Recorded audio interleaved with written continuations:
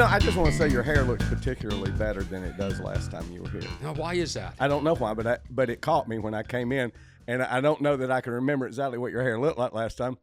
But for some reason, I go, his hair looks better than it did last time, which at our age usually trails the other way. Right. Yeah. And I appreciate that. It didn't, I don't know, for whatever still reason. Got it. I still got it. You do. You do. And the gray, you know what? Some people carry gray well. Some people don't. You carry gray well. And I didn't even know I was hiding it all these years. And now look at me. Kind of like Michael Landon. You do that. You remember him? That was the Bonanza guy. I just remember one year Brian Regan came out. Yes. And you're like, whoa. Yes. It's great. Yeah. Well, I happened to go see him that year, and I hadn't seen him in years. He was at the Van Weasel. Uh-huh. And it was I was a little taken aback. Yeah. Yeah, because it truly, it was a sudden aging. Yes. Quick. Yeah. I've tried to hide it. Well, I don't hide, but there was with the girl, I said, look, I used to put blonde highlights in it, right? Look like you're in the sun. Yeah. And there was a point where I was going, is this ridiculous now? She goes, I believe Pam still dyes her hair blonde, doesn't she? I go, yeah. She goes, well, go ahead. So I give it a shot. Yeah. And there was a little, but not much. I think I've only seen you in a hat. Wow. There you are. That's me. A little bit like Jimmy Buffett. People ever say that? Yes. Yes. Do you know, I have a buddy that was on Teen Wolf with me, and he lives in Malibu. There's a very exclusive area that's all RVs. Uh-huh. They're $1 million homes. Sure. And he said he would every day would talk to this guy, and his name was Jimmy. He had no idea who he was. And they would have a beer together, and Jimmy would wake up and say, I'm going to go baptize myself in the ocean. And one day he realized, he said, wait a minute, what is your last name? And it was Buffett. And he was he said he was so, I'm butchering his story. He said he was so embarrassed. I said, I guarantee he loved. Yes. He loved yes. that you had no clue who he was. Absolutely. Yeah, because I got a call from somebody that wanted to work with me, and they said, listen, you got to get some clips out there. They're very old school thinker. Right. He said, you need to get dressed up and dye your hair. And I just watched a documentary on Jimmy Buffett, and I said, this guy shows up in shorts, a dirty shirt. Yes. And is playing to stadiums. Yes. Like none of that matters. Like he hadn't showered in 2 days. He's just cool. And that's what his fans love. Yeah. Him.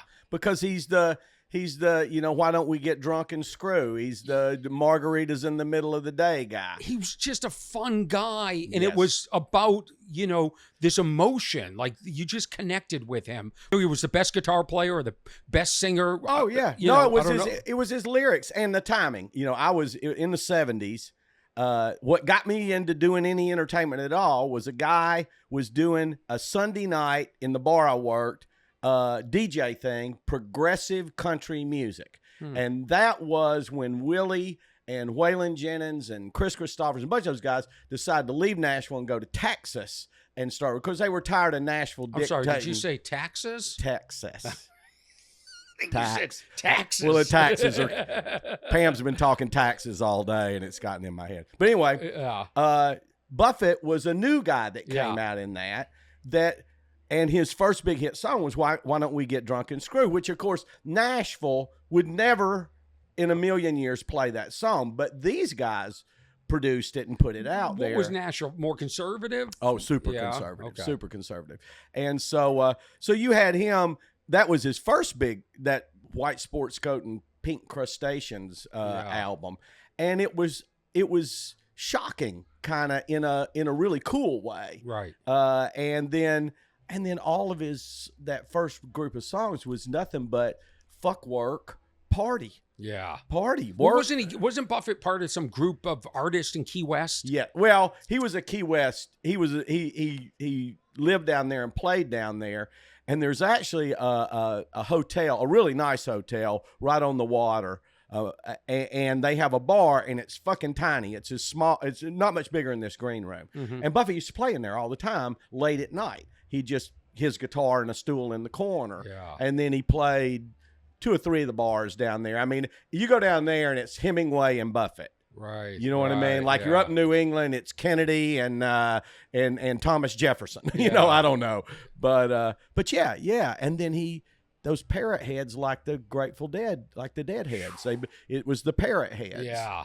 And you know what it is? A cult kind of thing. It's really interesting because there's so many parallels between comedy and music. And I guess you leave a Buffett concert and you feel good. Right. And you're part of a community. And that's what the Dead was too. Exactly. And that's really like, if you want to make it in this business, you have to connect on that visceral level. Oh, I'm still trying. I'm still trying to figure out what is it that ties my group together and what can I provide that leaves them feel, you want them to leave not just laughing. Right. But they feel good. They go, I want more of that. Well, like a good meal. And I don't know how you develop it. I mean,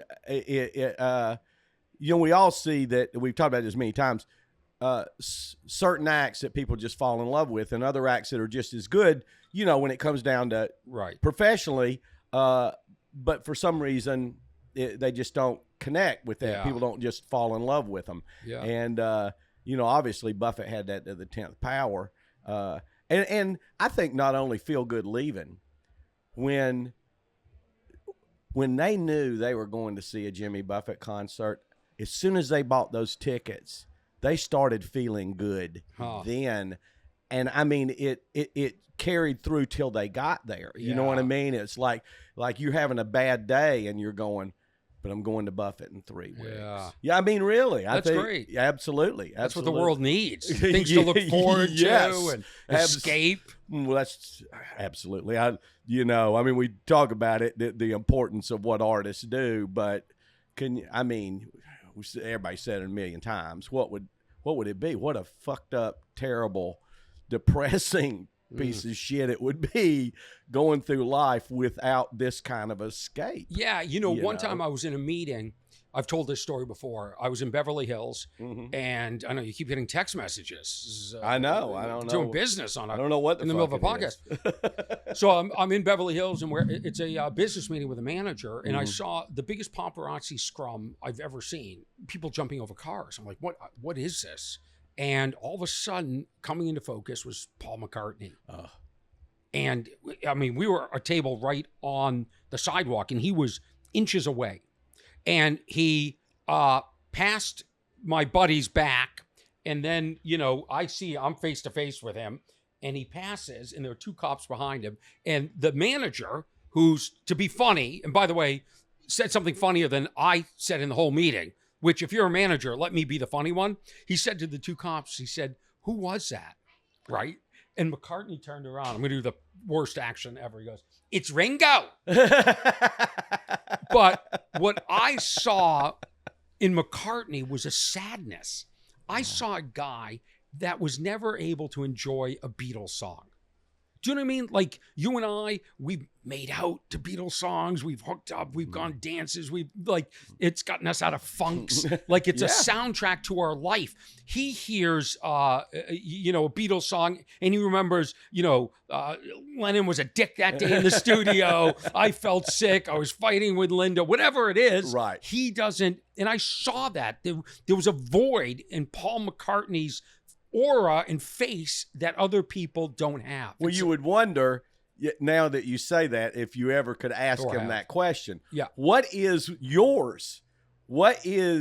You are that for so much of us. What is yours? Probably is it Elvis. Opera? It could be Elvis. Could be be just old blues guys or something. Some band we Mott the Hoople. Yeah. But I mean, saw Mott the Hoople. But the Beatles are in every movie. They're just discussed. It's such a bit, and he put that out there. Right. And by the way, I look at his face and I go, I don't know who works on him, but I want that person. Yeah. It's perfect. Yeah. He does, you know what I mean? Yeah. It's like, man, he looks good. But he's obviously kept himself real fit and this and that too. But I mean, that's interesting to think about that, that I never thought of it before until I saw his face. Right. And then I thought there's something missing. Maybe that's why so many, super celebrities deal with depression and shit so much, because they're it. Yeah. And then Did you ever see that movie Basquiat? No. It was this great movie about that painter. I'm probably saying his name incorrectly, but it opens or closes with this story about this prince who's locked away in the top of a tower. Mm-hmm. And he every day the townspeople come out because they hear the most beautiful sound they've ever heard. And what it is, and they don't know, is the prince is holding onto the bars and banging his head with the crown into it, and it's causing the most beautiful sound. Ah. But it's art. You know what I mean? Like, right. Here's this guy who's tortured but creating the most beautiful sound for the townspeople. Through his torture. Through the torture. Right. And there's a lot of that. And yeah, I think that it's whatever art, whatever expression you have, it's a really difficult life because you're never satisfied. You're always measuring yourself up to, Bob Marley was here last week and I'm like, what are his ticket sales like versus mine? It's very, right. It's never enough. Right. It's never, and Bob's like, well, what is, who's at that theater? Who's at that? Like, we're all, we all want more and feel like there's more to give. Well, and that's a good feeling, but that's a good thing because, and I just had this conversation not long ago with some guys. Might have been Larry the Cable Guy Dan was in here. I didn't know we were dropping names, but yeah, okay. Last Sunday, That's just for 2 shows, and he just did it as kind of because he started here. This is where he first did it. He did it what? But as a favor? Yes. Yeah. Well, why do you think I'm here? He said he called me. He said, I'm going to do your club. He goes, I'm filming my last special, which I think he's doing maybe in the next couple of days in Clearwater. He said, it'll be my last special ever. And I was thinking, well, I'm going to do it in Florida. I should go by and do a show at Les's club where everything started. So it was fun. We played golf. So he started here. Yes. Wow. Yes. Well, he was, and we've done this story, and he's told the story, and it was interesting. There was a facet of this story that I'd never heard him tell. That was probably the most important part of it. But he was on a radio show in Tampa. It was the #1 radio show in Tampa doing this character, but it wasn't in his show at all. It's just something he was doing on the radio, and the radio station ran him for president against Clinton. And I told him, I said, you remember that? And he goes, hooty hoo in 92. And I said, yes. And you came into the club and I'd advertised you as a credit as Larry the Cable Guy. And he goes, you're not supposed to do that because the radio station doesn't want people thinking these are made up characters. They want to think it's real. And then there was a quid pro quo. So anyway, they ran him for president. They told him, we're going to sell T-shirts for $10. We'll split the money with you after cost. So they thought they'd sell a few thousand T-shirts. They sold like 15,000, 20,000 T-shirts. So instead of paying him half, they set him down and said, hey, it's really the power of the radio station that sold those shirts, not your character, and cut him a check for $2,500. So he was livid, of course.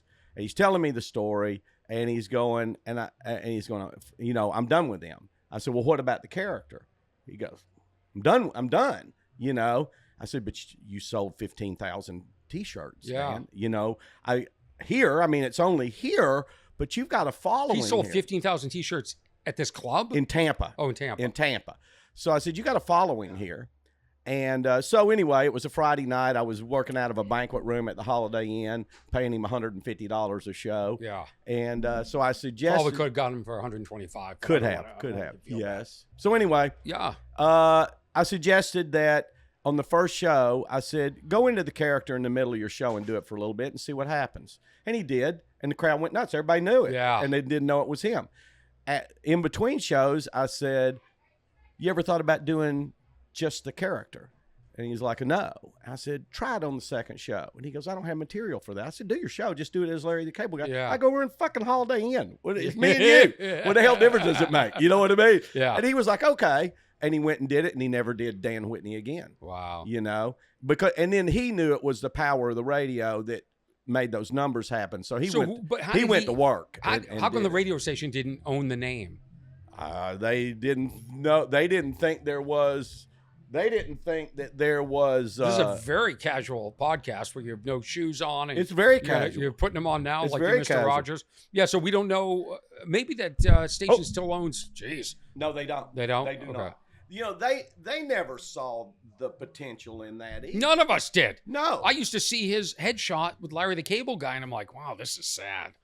And look at him now. Oh, I know. Amazing. He's done well. It's unbelievable. He's done well. It's unbelievable. He was always very supportive of me. He used to. He's a great guy. When I was in towns, he would call into the radio stations and promote my shows. Oh yeah, yeah, yeah. He's just a wonderful human being. And you know, while we were here, we played golf a couple times, and I just had I had my nephew come and join us, and another buddy of mine, and you know, there's no pretense. I mean, there's no pretension with him whatsoever. Most comics aren't. You know, I find most comics are pretty real. Yeah. Yeah. So yeah. You know, but we were just talking about that issue of the comics that develop an hour and then live on it for the rest of their life. I mean, live on that hour rather than, which that would drive you crazy. That would drive most of us crazy. But there's a lot of people that do that, and they don't keep developing, and they don't keep pushing themselves. They get in that little box that gets in their comfort zone, and they go, I can create a lifestyle making my $75,000 to $100,000 a year, you know, which is okay, and that's all I'm going to do. Yeah, and they just, like, I had one guy, comic that, you know, I'd known for a long time, and the internet started going, and I was like, you got to get your shit out there. You know, you got to put it up, get it out there, give it a try. He goes, I don't want to expose it. I go, yeah, you do. You do want to expose it. And he goes, what if everybody sees it? I go, say that again. But he was concerned. He was concerned. It's like, what if everybody sees it? I go, then you got to go write some more material. Yeah, forces you to write. Yes. But I also, I personally get bored. Oh, I'm sure. I have to like keep switching it up. And, you know, the format of my show now is, you know, last night I did 75 or 80 minutes. And the first 10 minutes, I'm just playing around in this space. What's going on? I just gotten back from Costa Rica. I tell the story about the fires in my home in Los Angeles. And then I ramp up. But the people are here to see me, so it works. Right. But it keeps it really fresh. And what happens is once that 10 minutes is over, and I go into more material, I'm kind of bummed. I'm kind of like, oh, I should just be that for an hour and a half. That's a person they connect with. Do you, I mean, like if you're just working out somewhere for 30, you can do 30 minutes or something. Do you ever do that and just go, I'm just going to kind of, you know, free association? Yeah. See, I did a show with no thought, no nothing. It was called the Orny Adams Mega Show. And I think it's about me to. Are you going on? Yeah, I'm getting ready to go on. Go on. Okay. Do your thing. Okay. All right. Hey, thanks.